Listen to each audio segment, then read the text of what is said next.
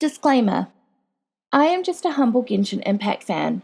I do not own any of the rights to Genshin Impact, or any of the content within it, such as the lore books. Those specifically belong to Hoyoverse. What I do have, however, are friends with things like learning disabilities, such as dyslexia and ADHD, or very little free time, making reading the lore books either in-game or on wiki pages hard for them. Our solution to these problems has been for me to make these recordings so that they can listen to them and still get to enjoy Genshin lore like the rest of us.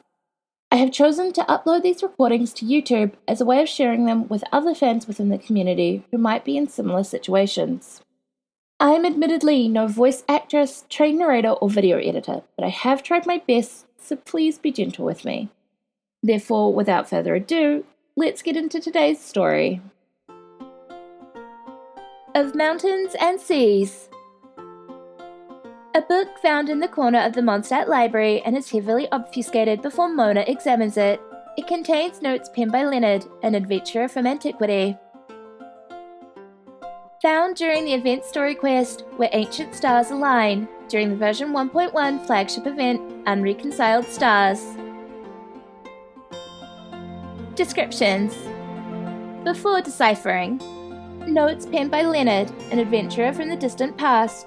Clearly an ancient text, it has suffered much wear and tear. Most of the content has been lost to the ravages of time, with just a few fragments remaining. After deciphering. Notes penned by Leonard, an adventurer from antiquity. Most ancient indeed. Mona has used her astrology to interpret its tattered contents and restore them. Because there is very little narratable content within the original version of this book, I will be reading Mona's deciphered version. Thanks to help from Venerare I was able to get across and make it to this mountain peak. The peak is the tallest around and the most dangerous. Forgive my lack of a more poetic description, but from its appearance it would be apt to name it something like Pylos Peak.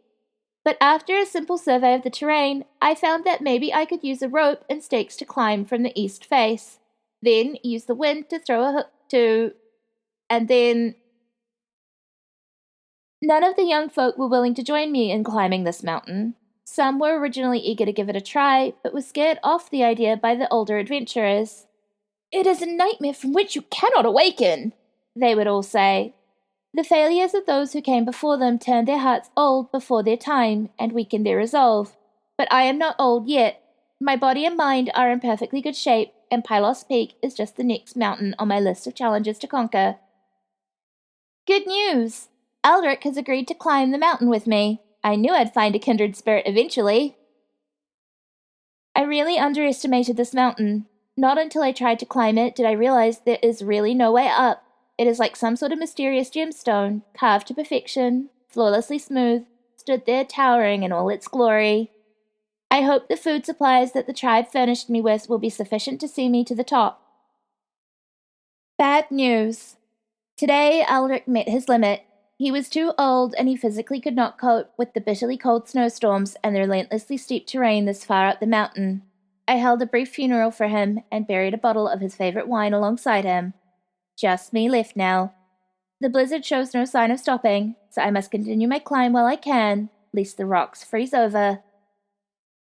I broke my leg again, but fortunately it was just a minor fracture. I barely escaped being blown into oblivion by a barrage of hailstones from this blizzard. Somehow I avoided certain death by clinging to dear life to some sharp rocks and finally clawing my way back onto the cliff face. With much difficulty, I think I have found a way down the mountain. If I had been thrown against that wall of ice or become trapped in a crevice, I fear that my luck would have run out. This time it has opened an old wound. I am afraid I will not be able to climb for at least a year after this. The sky is so blue. I do not expect another snowstorm for at least a few days. I saw a falcon flying straight up into the clouds, very close to the peak of the mountain, a place so high up that I cannot reach it. If only I could soar into the sky just like that falcon. Just like the baby eagles from the fairy tale who learned to fly at the summit of a tall mountain. Other information. The book's cover says Mountains and Seas in the language of Teyvat.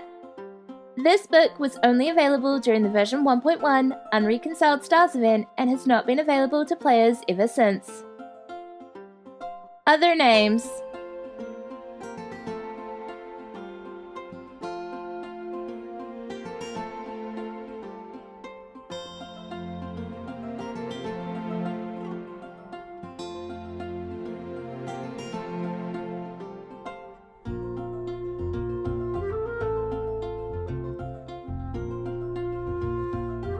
Sources.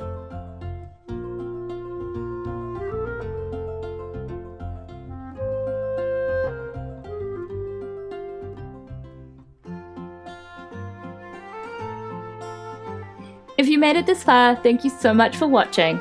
Ad Astra Abasosk.